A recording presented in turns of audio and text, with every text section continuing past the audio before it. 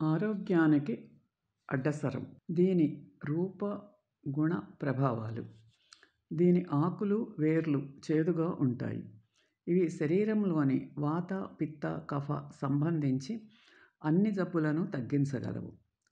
రక్తహీనతకు అడ్డసరం ఆకులు 10 గ్రాములు, ధనియాలు 10 గ్రాములు, కరక్కాయ బెరడు 10 గ్రాములు అన్నీ కలిపి నలగొట్టి అరలీటరు మంచినీటిలో వేసి రాత్రి నానబెట్టి ఉదయమే ఆ నీటిని వడకట్టి 1 చెంచా కండ చక్కెర కలిపి తాగుతుంటే పరగడుపున త్రాగాలి. రక్తహీనత తగ్గిపోతుంది. అన్ని రకాల శ్లేష్మ జబ్బులకు అడ్డసరం ఆకులు 20 గ్రాములు, అల్లం రసం 20 గ్రాములు కలిపి 2 పూటల 3 రోజుల పాటు తాగుతుంటే గొంతులో అడ్డుపడే కఫమంతా కరిగి పడిపోయి సమస్య తగ్గిపోతుంది. అన్ని రకాల దగ్గులకు అడ్డసరం. అడ్డసరం ఆకుల రసం 5 గ్రాములు, తులసాకు రసం 5 గ్రాములు, తేనె 5 గ్రాములు కలిపి 2 పూటల 3 రోజుల పాటు తీసుకుంటే ఎలాంటి దగ్గు అయినా తగ్గిపోవాల్సిందే.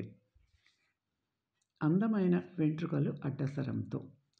అడ్డసరం ఆకులు దంచి తీసిన రసం 2 కేజీలు, త్రిఫలాలు దంచి తీసిన రసం అర కేజీ, నువ్వుల నూనె 2 కేజీలు కలిపి చిన్న మంట పైన పదార్థాలు అన్నీ ఎగిరిపోయి నూనె మిగిలే వరకు మరిగించాలి.